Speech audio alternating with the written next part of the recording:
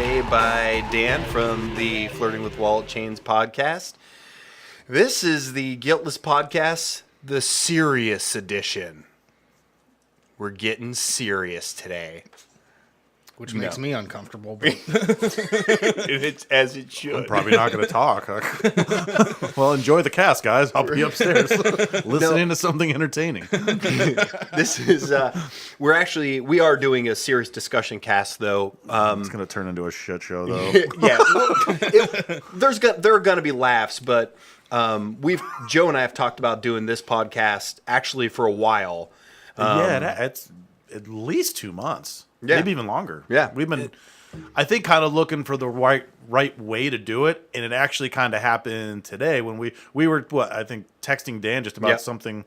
I don't know, he was pissed because he didn't get a sticker. We live nowhere near you.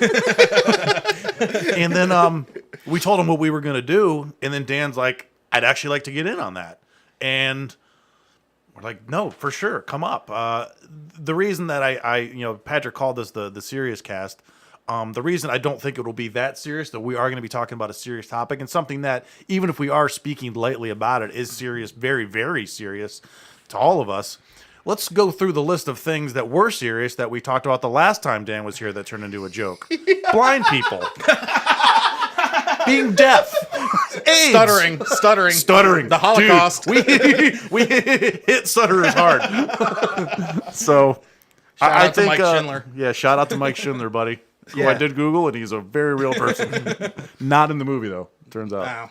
But, so it'll be serious topic, but we're going to do the thing that we do with all serious topics. We address, it's the same thing with the incel thing. We know the incel thing is incredibly serious. That's why we actually started talking about it. But we're also going to find the lighter side of it, and a lot of it's going to be our experiences. We were already talking about it. Yeah. So This is the longest I've ever spoke at once, ever. That was a pretty good intro. So we're gonna talk about depression, and the reason that this is a serious podcast is because all three of us sitting here at these microphones have been diagnosed with and dealt with severe depression. I've had it since I was a kid. I can literally remember I was 10 or 11 years old and couldn't understand why I was so sad. I was literally having this thought, what is wrong with me? What am I so sad about? So that was the first time I recognized it in me and have dealt with it ever since then. And, Dan's here because I've known you a long time and I've known that you've dealt with depression. And Joe, you're the, how did you put it earlier? I'm the newest member to the club. I really appreciate you guys letting me in. The qualifications to get in are pretty staggering. It's if I had to do it all over again, I would have picked another after-school special. I don't know, fucking. Yeah, and there's not a lot of perks handball? to it either. So Not a lot of perks. No. I'm still there's no merchandise. A whole bunch of music though. So good news there. Actually, and we'll get We kind of joked around. I do want to actually kind of talk about, because the other thing that one of the big things about depression is triggers, because there are waves of it. At least, and again, I'm just speaking in my experience. It was bad all the time, but other times it was, and we've described it, crippling. Mm-hmm. You just can't cope or deal with anything. What were you about to say? You said something about music, and you went, "Hey." Oh no, that's it. It actually is an odd perk of depression. Is there's a lot of music that depression makes way more enjoyable. Maybe enjoyable is the wrong word, but like there's songs that I can't listen to when I'm normal, but when I'm depressed, oh shit, it's like. And of course, I can't think of any examples off the top of my head. I can. Oh, Jesus Christ. Every single time I got into the car, 2,000 goddamn songs on my phone, hit shuffle, Comfortably Numb comes up every goddamn time. There is no pain. Oh, I am numb. But I had no idea how many Sad Bastard songs are on my fucking phone, man. Yeah. And it doesn't matter if you hit shuffle. Apparently, I have a filter on there. Like, well, don't play that. Don't play Third Eye Blind. You might feel good about Semi-Charmed Life. But even fucking Third Eye Blind has a song about committing suicide. Yeah. Oh yeah, actually, that whole first album's like about coming off meth. Yeah. Yeah. I used to say, like, People love that song, Semi-Charmed Life. Like, listen to the fucking lyrics, Yeah. man. for a long time, Third Eye Blind was like my guilty pleasure band. And I was like, man, these guys do nothing but sing about like doing drugs and getting fucked. Like, Yeah. You know what's weird? Third Eye Blind was one of my guilty pleasure bands, and what changed it into I just like Third Eye Blind, Right. I'm not ashamed of it, was you talking about it. We were on a lunch break, and you were talking about Third Eye Blind, and you're like, I don't care. They talk about drugs and getting laid. I like Third Eye Blind. And I'm like, you know what? Now I have this. I am Spartacus. Thanks for the green light. The same fucking thing happened to me. I shit you not. I remember how he said it. I remember how you turned me, and by turned me, I mean wait, I turned I you would too? no longer hide the CD in my car. I'd fucking. You deserve Third Eye Blind royalties. Oh yeah, you're like. I mean, it's amazing. But I don't know. I was playing it off. I'm like, I like that song, Graduate, and I still do. I love it. I'm like, the other stuff's a little poppy for me. I'm not really that into it, which was a lie. I had 7 songs memorized. Right. And then Patrick's like, hey, man, I love anyone that can do an entire album about coming down off crystal meth. And I'm like, God damn, he just made that cool. Yeah. I'm not endorsing drugs. Fuck off. But So- yeah, that was mine. So I know, and I'm sure we'll all have some something we want to put into this, but Joe, I know you had for you the real turning point for you when it was noticeable was November of 17, right? Yeah. That was the month, right? Yeah, that was the month. It's kind of what I think really kind of kicked everything off, or really maybe put it into overdrive. But that's the month that my dad died, and it was delayed for me. The day that he died, and really the week of, I had some pretty bad spots, but I was like, this is normal, For about 2 weeks, I was actually okay. I was actually a little alarmed by how okay I was, and then it started. It was probably about a 2-week delay after where things just really, really started getting bad. And then fast forward 12 months, if there was any decision to be made, I made the wrong one. So It's just the way it was. I wanted you to say that, and I did want to stop you here because now I want to kind of just give some things about depression because one of the things. Actually, real quick, can Yeah. I ask? Yeah. What do you mean by every decision you made was the wrong one? It's just like if I should have done something or should not have done something, I did the thing I shouldn't have done. It's just every thought, every move, it was just the way that I felt. Like every single thing that I did made things worse. Do you think that? I guess what I'm getting at is, do you think that was you were actually making the wrong choices, or your depression was making it so? Oh, you were that's what I viewing mean. it? The depression was. I mean, I did what a lot of people do, and we'll probably make some generalizations for sure. From what I've seen, everyone's depression is different. There still isn't like a blanket 5-step process to get everyone out of this. If there was, everyone would fucking have it. Yeah. It hits people differently. But yeah, the depression made me make bad decisions. Like I would say the wrong thing. I got incredibly honest because I just didn't give a shit. Yeah. I really, really just would say whatever I was thinking because I didn't really care. Yeah. Like, well, what if something happens? Like, well, that could be tomorrow, man. That may not really be a factor for me. It's that I did the wrong things. So- I would. I don't know. There are so many examples. I'm having trouble even siphoning through all. Well, I think it can go both ways. Where, and certainly for me, it's gone both ways. Where it actually does drive you to make bad decisions. Yeah. But it can also be that it makes your brain think that everything you do is fucking up, when in reality, it's not a case of everything you do fucking up. You're just. That's how you're viewing the world. It doesn't matter what you do, you feel bad. Yeah. So it feels like it's the wrong choice. Yeah. So this is why I kind of wanted you to start it, and I'm going to get into some statistics. But from what I've learned about depression over the years is you have this tendency for this chemical imbalance in your brain. It's there. Some people, The serotonin, right? Isn't yeah, that- it's serotonin, right? But some people, the events happen earlier in your life that cause you to recognize something's off. Some people, it takes an event much later in their lives to experience it for the first time. I got to be honest, I don't know which is the best way. Like, when you have it and you're I young, think mine was the best.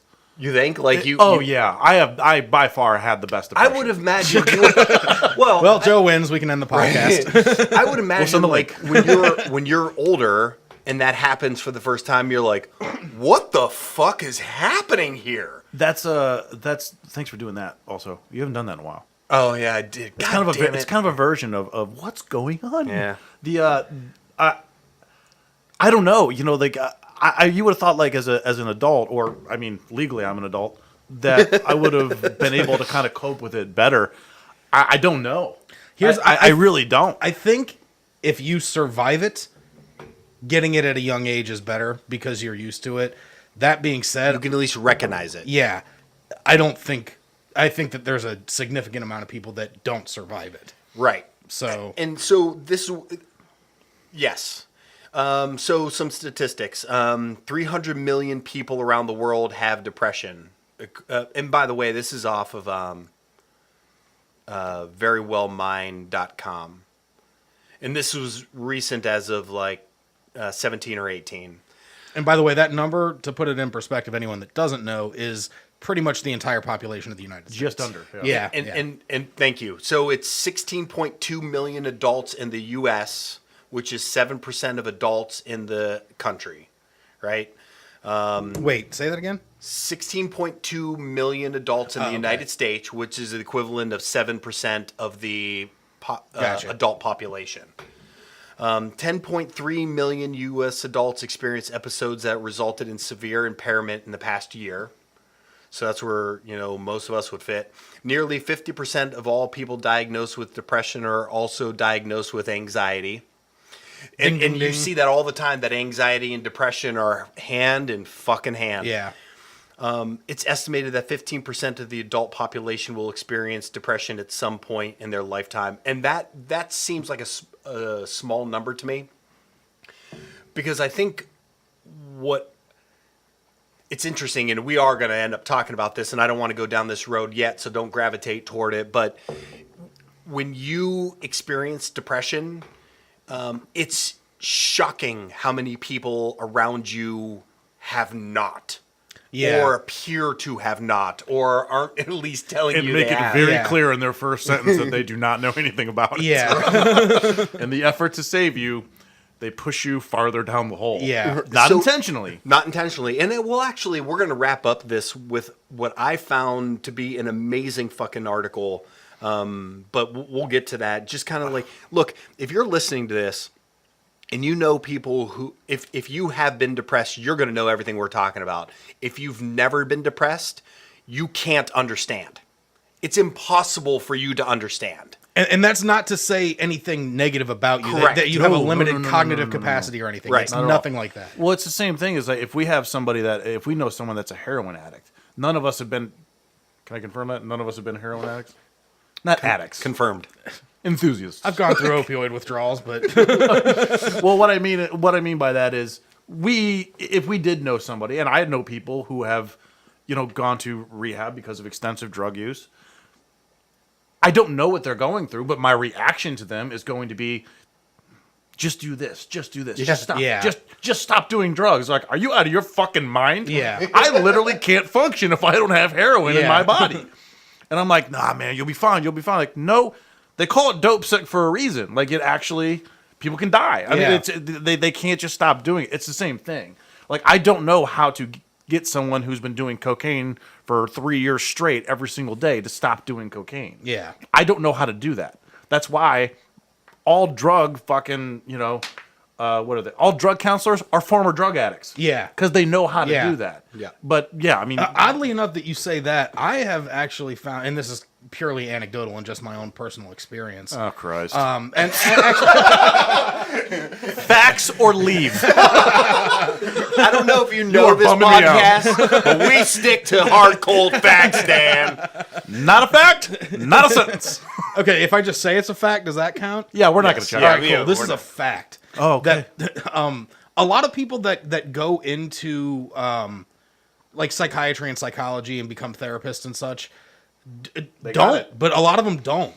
In my experience, yeah, I would've thought it saw would be the I saw a opposite. number of therapists that knew it academically but did not know it personally, and you can tell in how they treat you. And that's not to say that they treat you like shit. That sounded like that. no. I but- know exactly what you mean. I would have thought it was the exact opposite, but I guess now's as good a time to get in it. When I was actually shopping for a fucking therapist or a counselor, Shopping. dude, it was. I went to it was honestly, it was the Tinder of therapy. I was going to everybody because I had to find the right one. I had to find one that I wanted to talk to because I knew I was going to be in it for a while, and I am still. But it had to be somebody that I was for some reason comfortable with. Whatever. I didn't care if it was a man or a woman. I didn't care anything. I didn't care about any of that stuff. Right. But I knew once I started talking, and once they started talking, I would know. What I found in therapy, the therapists, the one that I chose is the one that barely said anything in the first session. The ones that I always said no to were the ones who would talk more than me and offer me drugs in 15 minutes. Yeah. I immediately, I remember even coming home from the one who is my counselor, coming back and my wife saying, "How was it?" I'm like, "That's the one I'm going to keep going to." Because I spoke 85% of the time. And he did that. And I didn't know it at the time. Then came back. He's like, "Well, I needed to know what was going on with you. What the fuck good does it do for me to talk right zero. now? I need to know what's going on with you." Like, you got to the point where I would actually look at him like, "Are you going to say anything?" Because I wasn't used to it. Everyone I saw talked their fucking ass off, and then asses that's off. what they did. They're like, "So what's bothering you?" Sorry, let me tell you a little bit about me. It's like they were trying to sell me on them being a therapist. I'm like, fuck face. I'm already in your office. You're wearing a lab coat. I assume you know what you're talking wearing about. a lab coat? I don't know, Patrick. I was depressed. I can't Mine remember wears a everything. scarf. Just a scarf? Just a scarf? I would have gone with that one. Yeah. Male or female. Her office is fucking freezing. And I think she does that to just keep people awake. I can't understand why it's so cold in there. I don't know. It might be to do that, or maybe to But keep she's her always awake. wearing a 'Cause she's so scarf. bored by everybody. Oh God, another depressed. All these Ugh. fucking crazies are the same. Jesus Christ. Christ. Another person with depression. God damn it. So I know the whole thing with your dad, Yeah. and everything comes fucking crashing down.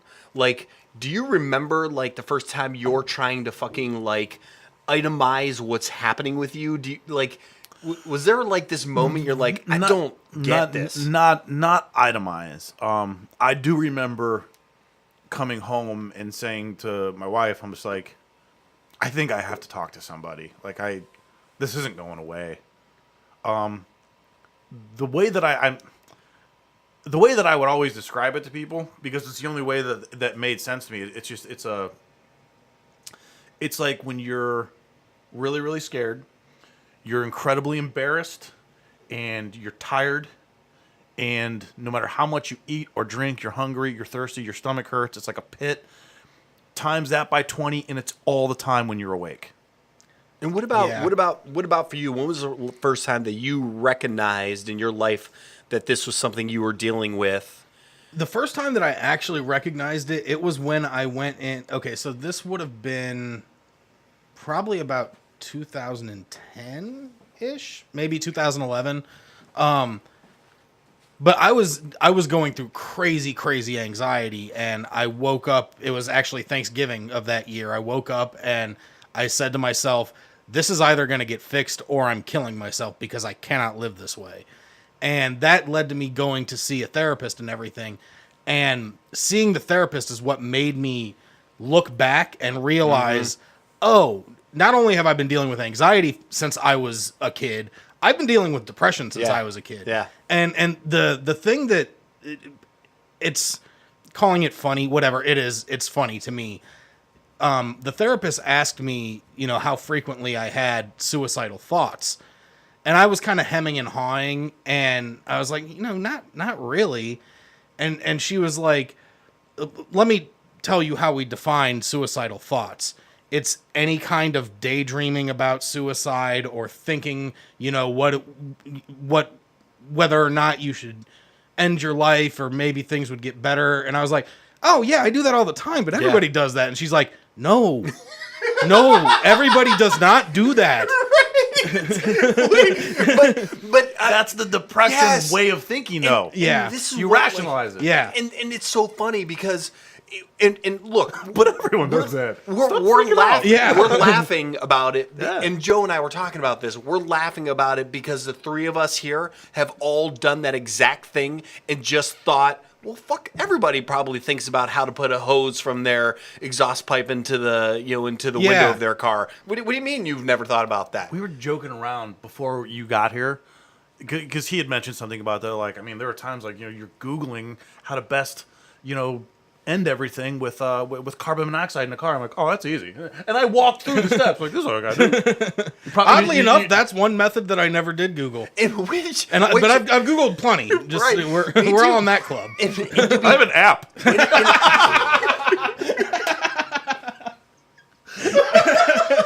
let me see that out. Oh, easy as suicides. It's funny because, well, it's not funny. It isn't funny, and I want to reiterate, like we're making light of it because it's therapeutic for us. Yeah. No, I Right? I remember making jokes when I was in it. Like, you made a comment about it too, like just because you make fun of. So that's kind of how you cope. It's just the way that I naturally do things. Yeah. Like when someone would like ask me, What the fuck? when somebody okay I don't give a shit. Patrick, you got to move your car. Oh, okay. Sorry, I had no idea. I'm sorry. So we're gonna have to come back, right? We'll take a quick break. Patrick's got to move his car. Depression. Hey, do you have a garden hose I can put from? No, remember I threw it up in the air when I picked up a snake? Oh yeah. What? Okay. Fuck. So not only are the three of us depressed idiots, we can't remember what we were talking about. I heard depression affects the memory, so it's not my fault.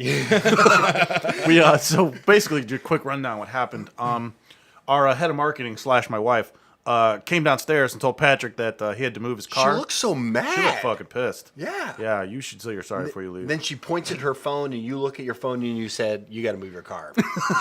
So, but it's for a good reason, everyone. It's actually a financial reason. We're selling an ottoman. Someone's on the way to come get it. An ottoman. Yeah. That all happened for a fucking ottoman. You're selling an ottoman? Yes. That seems like an odd singular thing to be selling. I agree.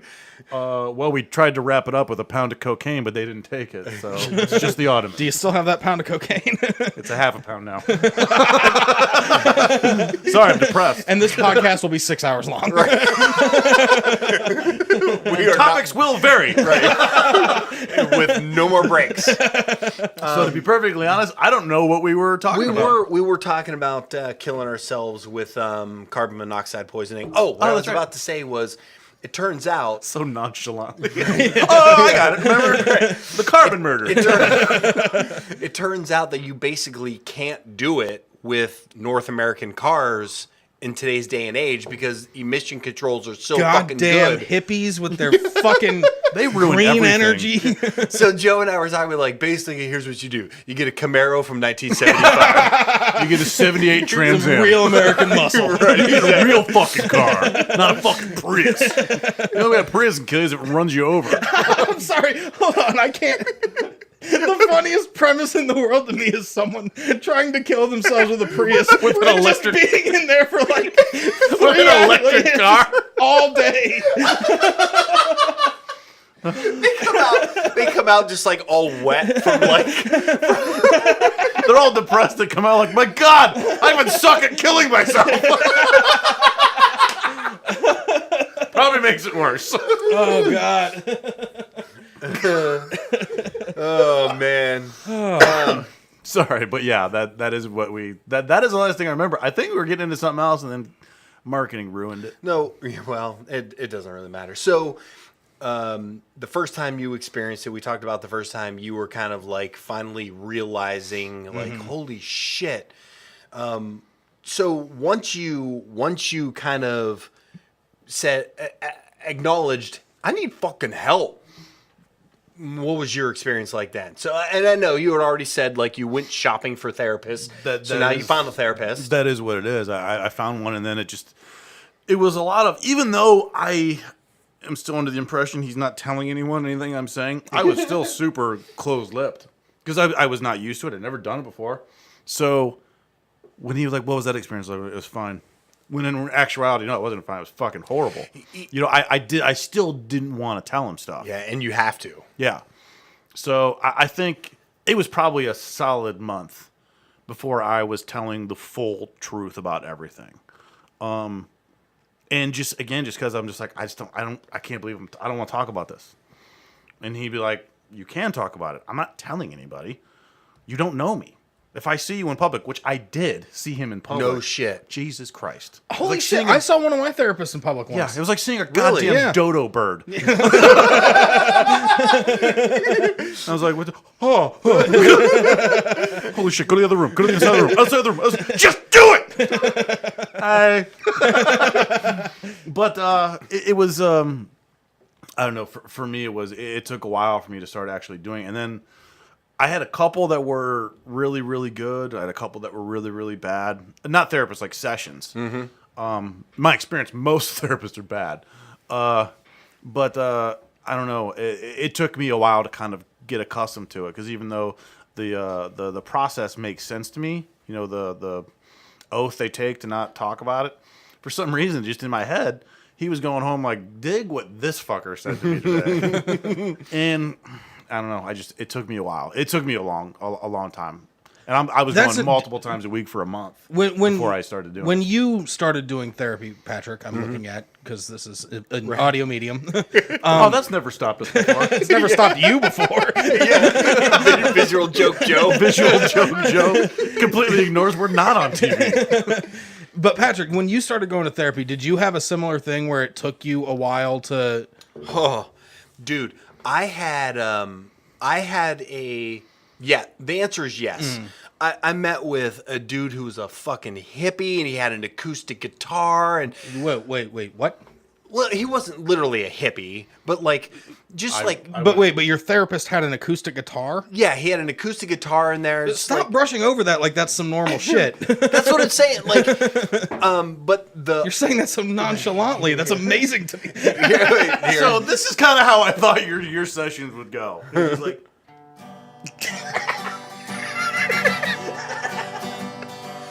depression. It can suck. Just always remember, Let me tell you how I feel. I'm on your side. On You can't 'cause you don't know me. Depression. All right. Okay. Yeah. So he had this acoustic That was a guitar. crunchy groove. That was fucking great. Well, yeah, I mean, The, I'm a songwriter. The strangest experience I had was I had this therapist, and when you've dealt with depression and you're just trying to get through the day, basically there's nothing you want to do. You basically want the day to get to night as quickly as possible so you can close your goddamn eyes and not have a single thought in your brain. Yep. So I had this therapist, and I will admit I was having a hard time keeping up with my appointments. I had the fucking administrative assistant, I don't know, the person that does all the booking, actually tell me you're a frustrating patient. What? That's a true fucking story. Because I kept canceling appointments. She said to me, you're a frustrating patient. Does she not understand what fucking line of work she's in? Clearly not. It's weird. Clearly People with not. crippling depression aren't more reliable. Yeah. What the fuck? This is what I'm saying. Like, And the best thing that you can do to people with crippling depression is to verbally berate Talk them. down to them. Yeah, yeah. Definitely dress them down. Yeah, tell them about their flaws. Dress them down when they can't do something So- due to crippling depression. Yeah. Pussy. What the fuck? I'm sorry, are you a fucking moron? Call before you cancel. But I understand that they have slots for therapists and there are people that need them. I do get that. Their time is valuable. But to tell somebody who is coming to your clinic for therapy that they're a frustrating patient clearly is not the best tactic. No, the way you deal with that is they should have sat you down and said, look, we understand, everything. It's a very difficult time for you, but we need you to understand We have a lot there of are people patients, that need these time slots, et cetera, et cetera. Yeah. Not just, hey, fucko, come to the appointment on time. I kind of the way that I saw this going after you left is the therapist comes out and the admin whatever is sitting there like, what's his name was here? Don't worry, I set him straight. And the therapist is like, what'd you do? I told him that the way he was doing things was just basically called him a deadbeat, said it was bullshit, and the therapist is just frantically looking for your phone number. Like, everything's fine. Leigh's like, all right, whatever. I'm taking my break. I remember what's your experience been like with therapists? Yeah, how did you, I guess, originally decide to go? How did you find one? Like, what's that experience like? And then what were the first couple sessions like? It was, like I said, it was the waking up on Thanksgiving and realizing I was going to kill myself if it didn't get fixed. And at that point, it was, I have nothing to lose by going to a therapist. At this point, I'm dead man walking, so Right. might as well fucking try to fix it. And if not, I'll kill myself. And it took a while to be able to find a therapist. I had to go through my general practitioner, get letters of referral for different therapists.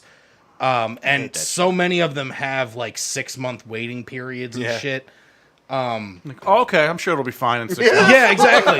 We're not dealing with anything urgent here. Talk to you soon. Yeah. I don't have a rash. Just fucking depression, you asshole. Squeeze me in. But You You think that goes to the front of the line? and you know what? I'm gonna go off on a little bit of a tangent here. All right, go. Away, man. Because when it comes to treating depression, it's, first of all, somebody getting to the point where they will seek out help is a fucking difficult decision Yep. that a lot of people don't make. Yep. It takes, and not to suck our own dicks, it takes a lot of courage to Yeah. do that. Then once you do that, you have to go through finding a therapist, and that isn't just finger in the phone book, here's a therapist. Right. You have to find one that actually can help you. Right. Then once you do that, you start the process of figuring out how to treat your depression. And if that involves medication, a lot of times that involves, we're going to try this one out. It takes about 6 weeks for your system to get acclimated to it. Yeah. And at that point, then we can start measuring whether or not If it it works. works. Yep. Exactly. If and it if it works, doesn't, start it all Switch over. it up 6 more weeks Exactly. on this. And that's one of the things, and I think we're going to get into this further, but I think that's one of the things that people that have never experienced depression, that are dealing with people who are depressed, like, I think they think like you start taking pills on Monday and by Wednesday afternoon you're fucking flying high. Yeah. It doesn't work that way. No. Yeah, Like- sorry I was such a bummer. You want to go to fucking Pinkberry? Like, it doesn't just What is change. Pinkberry? It's ice cream. Oh, I didn't- did you know that? I did not, but Okay. I want some. That's a terrible reference because Menchie's, Baskin Robbins, fucking ice cream, man. Jesus Christ, I'm Dairy so Queen? depressed. What's wrong with a little good old fashioned Dairy Queen? right, exactly. Get a goddamn Blizzard. Tasty Freeze. Right. That's like. So this is what we're They're taking like, away oh, from you're this podcast? Yes. you're on medication now. And by the way, to your further point, then you find the drug, right? If you want to take drugs, you find the drug. How long did it take you to find the right dose? I had to go through 3 different cycles of dosages to find one where I was like, okay, I finally the right feel one. like I'm not going to drive my car into a pole. I'm 36 years old. I started seeking treatment, I don't know, like whatever, a few years ago. For my depression, I went through that and found the treatment for my anxiety. To this day, I have not found a treatment that works for the depression. See? It's just something that when it comes, I have to batten down the hatches and get through it. Sure. The one that everyone tried to make me take was Lexapro. It got to the point where I even kind of exploded at one of the therapists because like I said, I was basically bumble dating fucking therapists, and the thing that I kept coming across, like 15 minutes in, they'd offer me Lexapro, and like I got to like I don't know, the 7th or 8th one, and again, 10 minutes in. They've already determined my height and weight, so it's time to diagnose. Yeah. And they're like, what I want you to tell you goes, Lexapro, and I yelled at him. That's hilarious. And the guy's like, well, yeah. I'm like, are you guys in the same chat room? Why is there do you guys have a lot of this stuff and you got to get rid of it? But that was one that actually did happen. It was kind All I can think of is... But then that was also... Like, I normally wouldn't have done that, but Yeah. you're just like, and I just screamed it out. Yeah. all I can think about is the Fute Gates. What was the Happy Time thing where they were like... were they Team of Sil? The Fute case. Yeah. On Arrested Development, the Happy Time stuff. Sunshine Band or something. Like, it was what was the name of the fucking drug? Team-a-sil.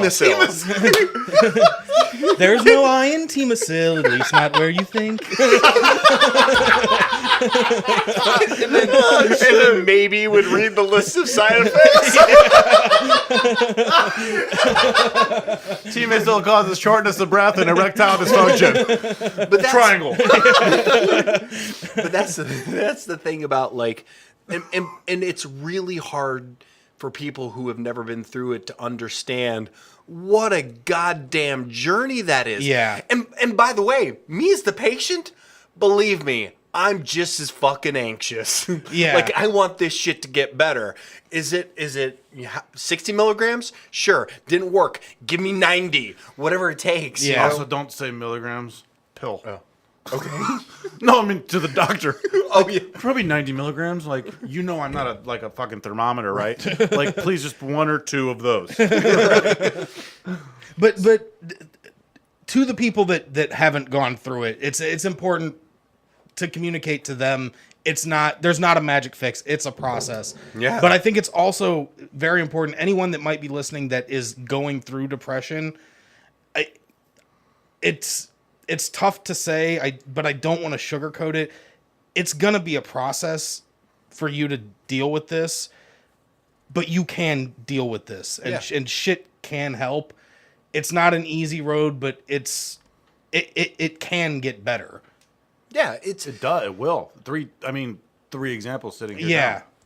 Now. And there's more. They're everywhere. But I think it's dangerous for people to think that there might be a magic fix, because then they get disheartened when they start treatment and nothing's happening, or they have to try a different pill. Like, realize that kind of shit is normal, and that is just part of what it takes to treat it. Well, actually, I'm glad you said that, because here I am foolishly making the assumption, and I should know better, that people are also seeking mental help from a therapist and trying drugs. Yeah. I didn't even do that. I mean, so stupidly, like, you're right. I mean, a lot of people will go to their doctor and say, hey, I'm depressed. And their doctor will go, hey, we'll try Zoloft.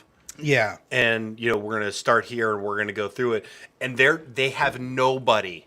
They have nobody that they can talk to and talk through this process you're talking about with. Yeah. So they're fucking going it alone. Yeah. They're just getting pills. And not that that's not an important part of the treatment, but it's part of the treatment. But to your point, those people are like, I'm not getting better. You can't expect to. Yeah. But who's telling them that? Exactly, yeah. That's actually probably a good time to thank our sponsors, Zoloft and Lexapro. Yeah. There's no I in Lexapro. At least not where you think.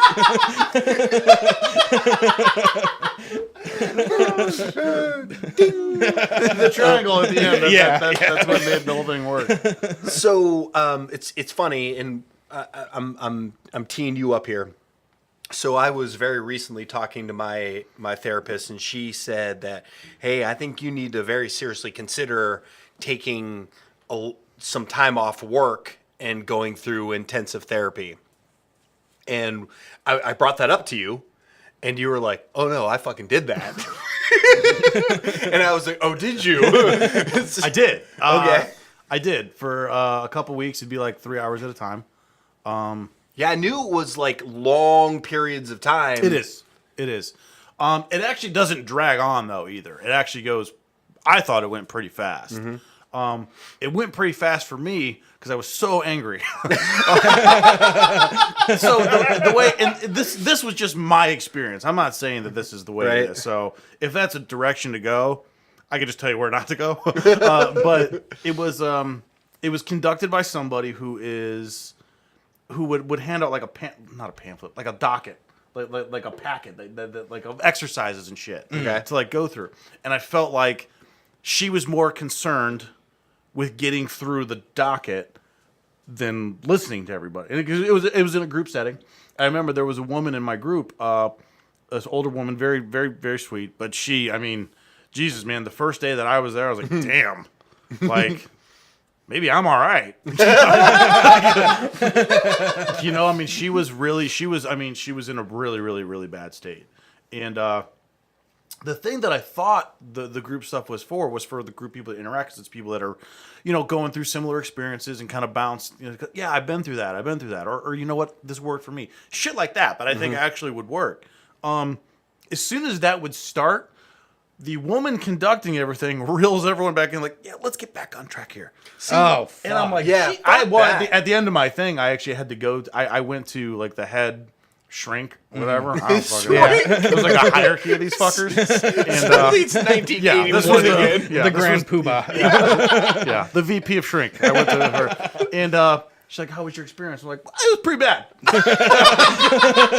It was pretty bad." You know, and she's like, "Do you think it helped?" I'm like, "No. In fact, I'm more upset." Because what would happen is me and this woman and I got to know this woman as well as you can get to know someone there. And we would start talking, and I'm like, okay. We'd start getting into it, and then this woman conducting it would stop it. And I'm like, why? This is what I thought we were supposed to be doing here, and you're telling me go to page 6 and fill out this fucking triangle. I don't want to do that, man. Yeah. I wanted to, you know, she said something. I think we should let her keep going. And she's like, well, yeah, I know, but we got to get through exercises A through W before 6. So you need to shut the fuck up. So, but I mean, that was my. When I found a good one-on-one, it was just way better. But I'm not saying that that's not good for some people. Well, I didn't enjoy to it. give the other side of the coin, I did have a group therapy, and the person leading the group therapy was not a dumb cunt, and did not stop us when we were making progress with each other. Yeah. So it's just like everything. It's real hit or miss. If you get a good one, good. If you get a bad one, bad. But It might have been my fault. Don't do group therapy in the basement of a Panera. Okay. It was online. So People seem nice. you did group therapy. yes. And what was like, I know you said that it was better. Yeah. But like, what was your experience like? I mean, like, did you get anything out of it? Were Oh you yeah, allowed- it helped me a lot. It might have been before we started recording when I was saying that it was the number one thing that it helped me with was making me understand that some of these really fucked up things going on in my head weren't exclusive to me. Like, other people are going through this shit. Like, this isn't a Dan specific problem that medical science can't fix because I came up with it. Like, it showed me that there were other people going through this kind of shit. And the woman that was running it was fantastic, and she had the stuff, the exercises and shit too. But it was more of a, hey, everybody, we're talking. We have these different exercises we can do, breathing exercises, you know, mindfulness exercises, and she made it clear right from the beginning. Not all of these are going to work for all of you. We're just trying to give you guys options. And then she like opened it up for us to talk to each other. And Never happened to mine. Yeah, That's that sucks, fucked man. up. It never happened to mine. Like we would go through that pamphlet and they'd be like, I want you to circle the thing that best describes you. And I'm like, oh, miss, I'm sorry. You left off mega pissed. So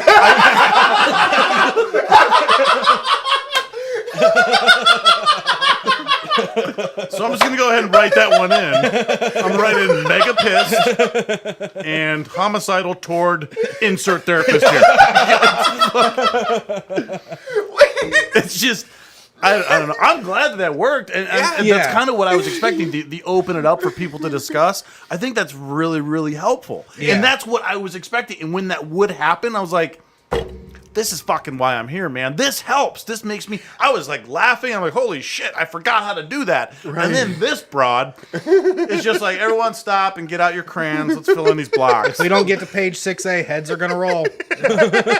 I got numbers to be accountable for. That's what it like. My current therapist, what I love most about Numbers. Like she finished every day like, save 2 more lives.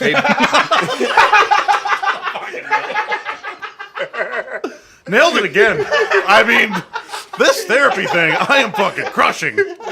Betsy, I noticed you guys only got to 6C tonight, and you were supposed to get through 6Y. Can you explain that? Why I couldn't keep everybody on task? This asshole Joe would not shut up. People who are struggling again are unpredictable. Poor fucking Betsy's in the next class. She has to stay after to do work. Putting someone in that fucking detention. What I think this is my current therapist is the first therapist that I've ever had who has actually said to me, "Look, I'm going to tell you to do things because I know that they're good things for you to do. You're not going to do them, but I get it. I know why you're not going to have done it. Do I wish you would have done it? Absolutely. But I know why you didn't do it, and we'll find something else." And that kind of understanding and empathy or sympathy, depending on whether the therapist has gone through it, is something that I think is missing from a lot of therapists. And maybe I was speaking out of turn earlier when I said that I think a lot of people that go into that field don't have firsthand experience with it. Maybe they have, and they're just not empathetic or understanding people. But that is a huge part of just having my doctor tell me, look, I know this shit's tough. Yeah. And not a lot of doctors do that. Mine does. And that's, again, one of the reasons that I selected him and kept coming back. Again, I remember after our session, you're looking for somebody who you're comfortable with. I remember coming home and telling Carissa, like, I'm going to go back to that one. Mm-hmm. Yeah. And she can probably tell you that she probably remembers when I came home and talked about the other ones, too. Like, I waited for him outside when he was done working. I'm just like, you fucker. But yeah, I 100% agree with that. Mm-hmm. What is the worst thing that someone said to you during it? A therapist? No. Oh, Just an outside therapist. Someone trying The rest of America. Yeah. The rest of America. Yeah, the rest of the world. Maybe not the worst. The most inaccurate. I think a very common one that is very counterproductive and really misses the point of the whole thing is like suggesting activities that might get you out of your slump. Like maybe if we go to a movie, that movie that you've been looking forward to came out. Let's go see that. That'll get you out of your slump. Like, it's not the thing about depression, and via text I kind of said this to you earlier. It's more chemical than it is situational. Mm-hmm. That's not to say that situational can't affect it in a negative way. Situational rarely affects it in a positive way, meaning we're not going to go to Disney World and I'm going to come out of my depression. Right. But your dad might die and it can knock you real deep into it. Mm-hmm. So and I get it. It goes back to they would have no way of knowing that that's not how this works. But any time that I've been in a depression, there have been people that make those kind of suggestions of maybe this will cheer you up. And you know what's funny is it literally causes you to close off more. Yes. And that's what people don't understand. Like, it actually puts you in a position where you actively think to yourself, I'm going to remove myself from the possibility of the scenario where somebody tells me to do something that's going to make it worse. So what happens is you just gradually funnel yourself down to such a fine group of people that you're even remotely communicating with. And again, you said it earlier, right? It's not a knock on people who are trying. Yeah. It isn't. But if you're listening to this and you've never experienced it, and you're one of those people where say, we understand you're trying, and we're going to go through a list, know how to try. Because ultimately, at the end of the day, your good intentions are more frequently than anything harming. It's a situation where doing nothing is better than doing the That's wrong exactly thing. right. Yeah. That's exactly right. And my experience as a person with depression, I've never held it against somebody when they've been distant from me. Yeah. It's been harder for me to deal with people who constantly come at me. Yeah. Yeah. Yeah, for sure. And that's again, that's a natural like, you know, friends and family want to check in on you. Well, yeah, it's natural. Yeah, to they want to check on your loved one. I mean, some of the worst things were said. They weren't said out of negativity, right? You know, they'd say it. I'm like, oh, that made it worse. Oh shit! But it's just the way. It's too hard. There was a handful of people that I was able to consistently talk to, and then you talked about like, and I was telling Patrick about it. I've just recently started reaching out to people that I kind of just shut out for like a year, and scheduling times to hang out, apologizing, saying let's hang out more. Those are always awkward reachings out. Well, that's why they're done via text. Yeah, yeah. But I mean, I had somebody say to me that they came to me and said, "Look, man, I've known you for 20 years. I feel like I did something to you, and I don't know what it is." But and I kind of just lay it out. Yeah. Like, hey, man, it's not you. Like, it's just something that's just been kind of happening, and it was me shut down for sure. I'm working on it. You're not the first person to say it. You know, and since then, I've actually been talking to these people a lot more. Like they're texting. One of them was just like, I didn't want to text you because it's weird. You either give me a 1-word answer or not responding to me at all. He's like, but now they're like, you're responding. You're proactively texting and calling me. So it's bad. I mean, I'm not trying to brag, guys, but I got a lot of people texting me now. It's funny. I think we were talking earlier about how it's better when this kind of thing happens to you when you're young. That's a perfect example of where it's better when things happen to you when this kind of thing happens when you're not, because the maturity level and understanding of those that surround you is greatly amplified. Yeah. I have lost many people in my lifetime because I've shut them out because of my depression, not because I was being an asshole. They're gone. Gone. They're never coming back because they didn't have the foresight to do what that dude did. Yeah. They weren't mature enough to. And I sure as fuck wasn't mature enough to reach back out to them and go, hey, I know I kind of let our relationship go, but here's why. Like, I was still being guarded. Yeah. I actually am envious of the fact that you had friends that did that because mine didn't. I mean, they're fucking gone. Well, and that it goes, I think, back to the age and maturity thing. Yeah. Because, like, I mean, I'm only 28 now. Right? I mean, You look let awful me for your age. You're a shitty looking 28, dude. I mean, let me back up. I have the body of a 28-year-old. I'm just kidding. 41 I have the body years of young. 2 28-year-olds.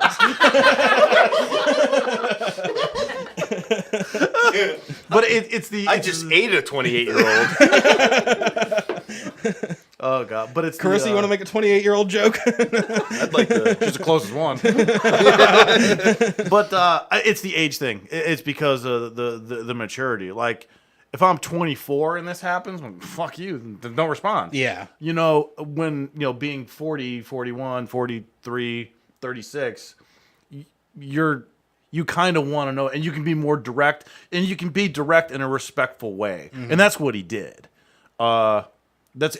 his name is Jeff. He's a friend of mine for literally 20 plus years. And that he was just like, I just feel like I did something. I don't know what it is. Let me know, but just do. He basically ended it with, do me the favor and let me know what's going on. And I was like, well. And it wasn't something that That's I was fucking awesome. It wasn't something that I was just like, God damn, I really got to. Like, it still hadn't even occurred to me a lot of times the impact that it kind of had. So yeah, I'm very happy and super lucky that I have people that will do that. I mean, the thing with depression is the troughs can be fucking deep, and the highs. See, when you say trough, I immediately just go to like going to the Browns game. Everyone's peeing in that big. Oh thing. no. Well, those are gross. Same. No. And the troughs can be fucking deep, and the highs are status quo for most people. Yeah. And now, see, I'm lucky. Lucky is a weird way to put it. That I get sometimes states of mania to counterbalance the states of depression. Maine.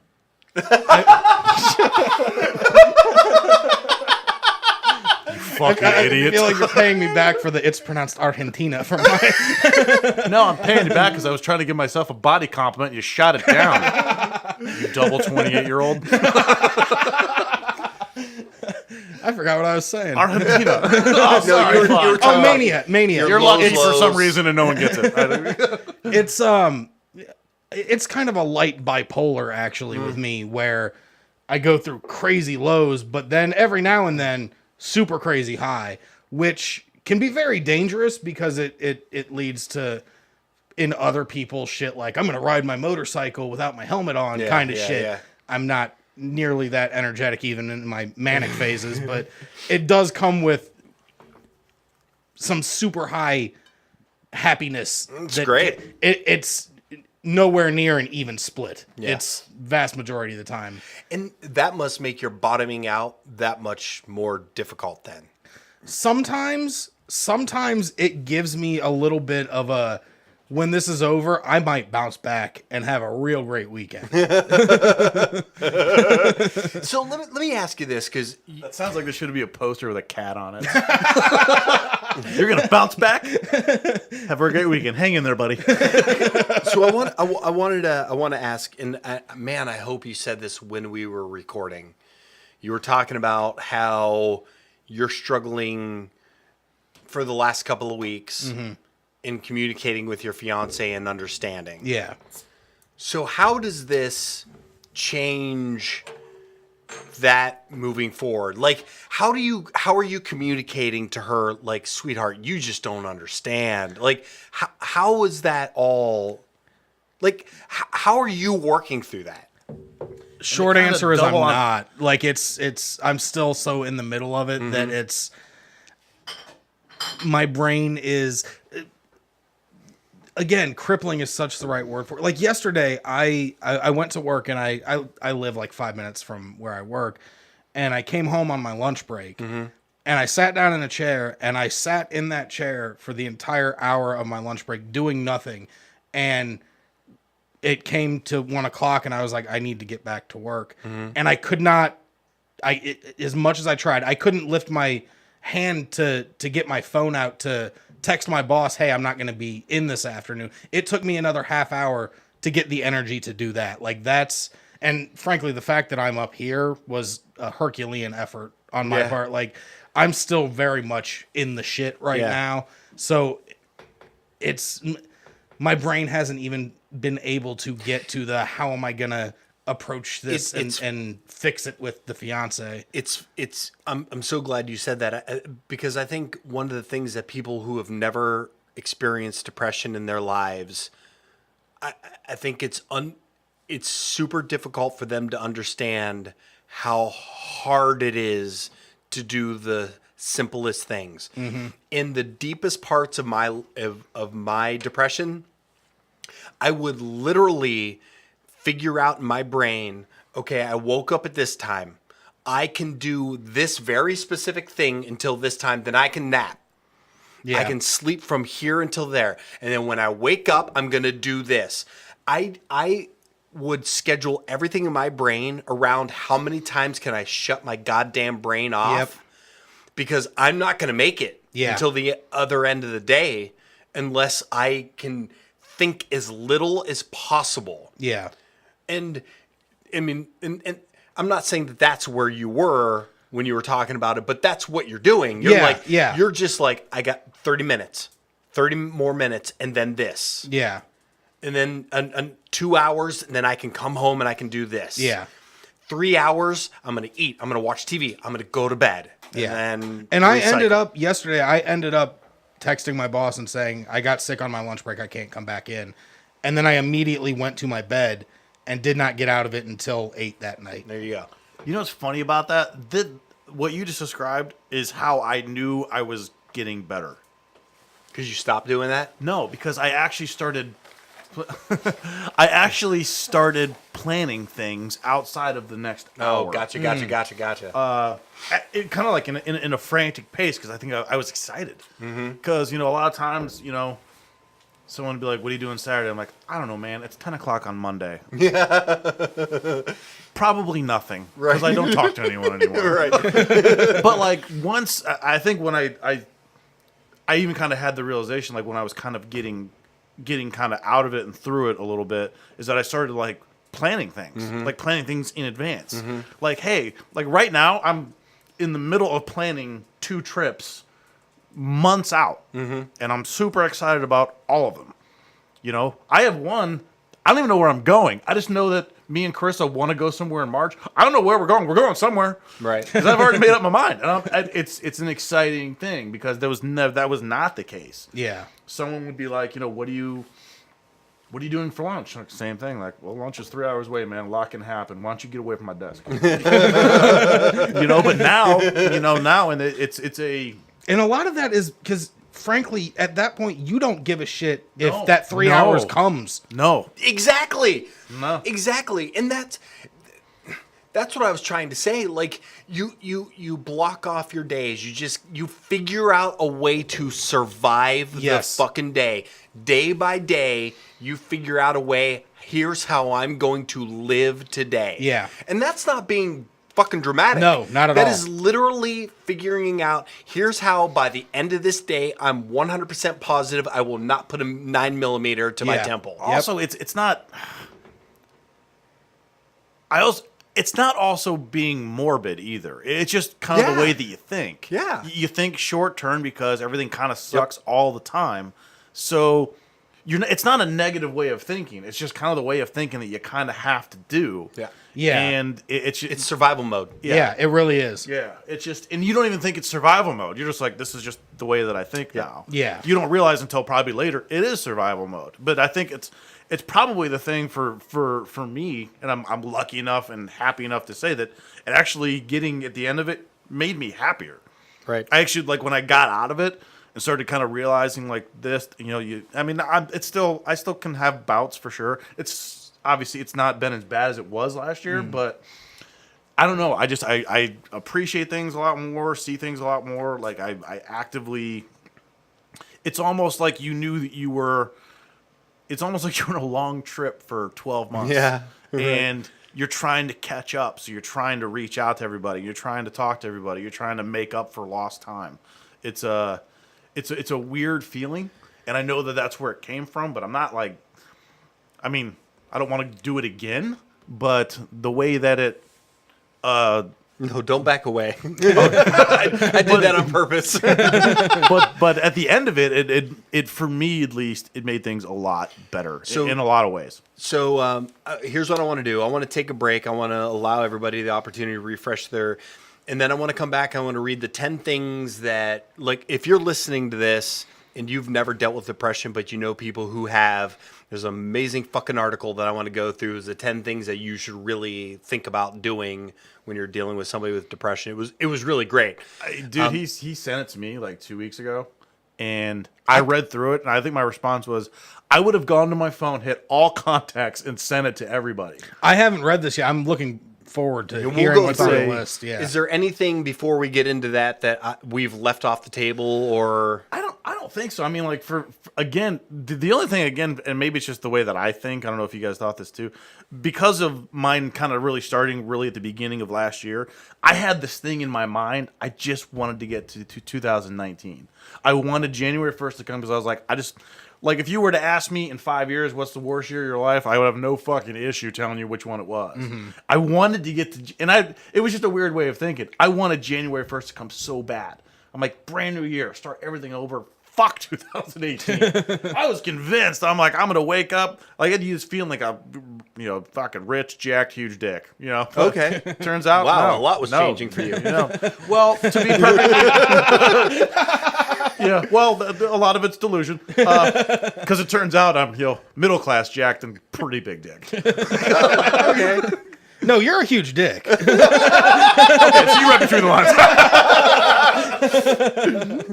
But no, I think a good way to close is because I did. We're not closing. We're coming back. Did you forget? If that sentence was allowed to be completed before you interrupted me, oh, I'm sorry. It would have made a lot more sense. Okay. You know what? Thank you. Apology. You just sent me into a tailspin. Rewind. Triggered. Go again. Okay. I think that this list is a great way to kind of close, just because. See how that was a better way to say it. Just think. Just take a fucking break. You literally crossed your arms to pout. I did. He says with his arms crossed. Well, it might have been crossed the whole time. Yeah. That's because you're always pouting. Yeah. Dan.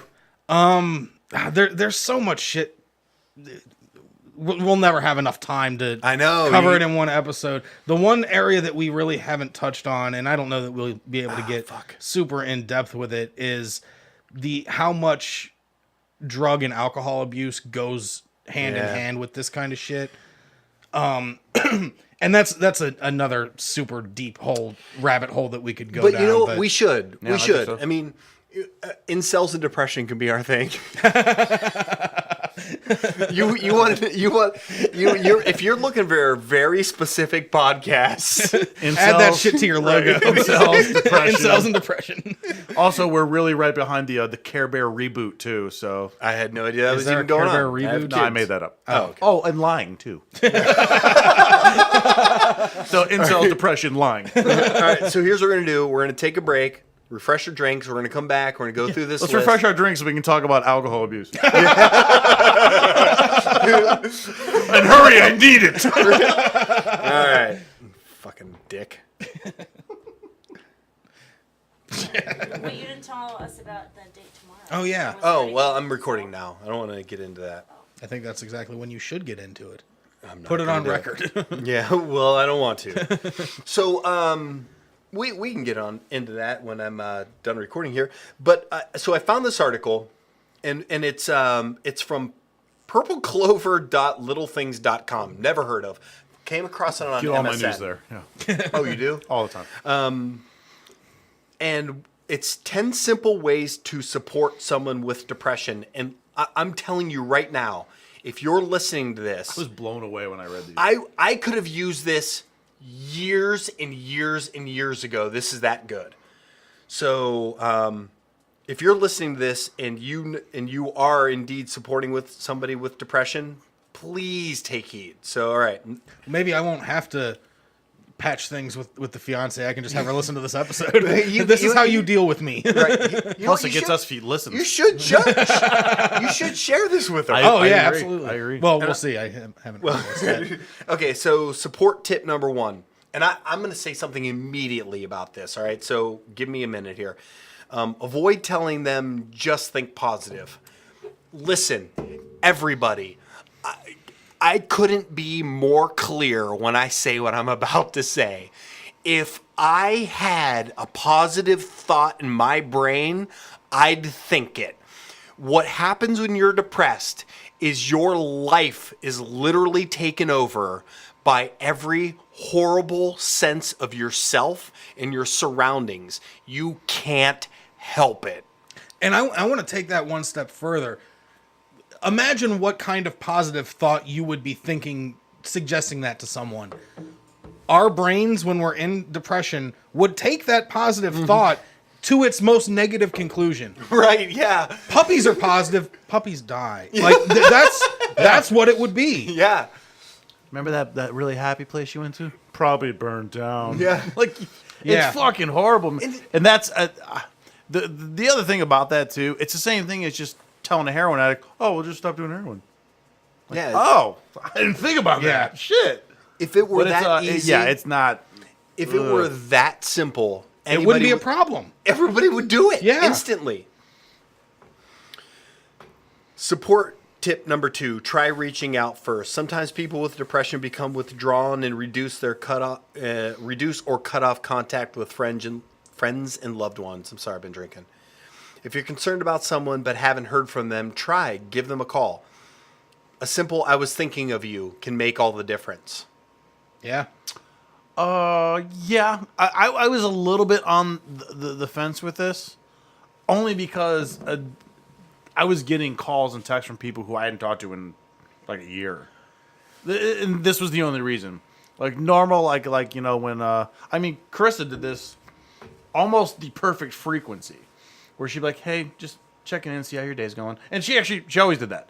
The thing that she did that actually helped me a lot is she didn't over or under anything that she used to do. She tried to keep things as normal as possible. She would, of course, always say things like, "I know it sucks. I'll help you any way I can. Just let me know whatever I can do. I know all this, all that, but if there's something I can do, let me know." That's it.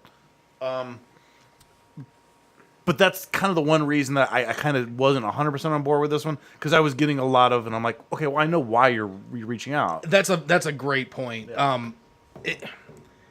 That's not to say that if you don't have like a day-to-day or normal interaction kind of relationship with the person that you shouldn't reach out, but at the same time, if it's someone that I haven't heard from in a while that's texting me to say, "Hey, just checking in on you," my immediate thought is going to be, I don't need your fucking charity. Right? Yeah. When obviously I do need your fucking charity. Exactly. Yeah. But that's not how I'm going to be thinking Venmo about me it. $20. Yeah.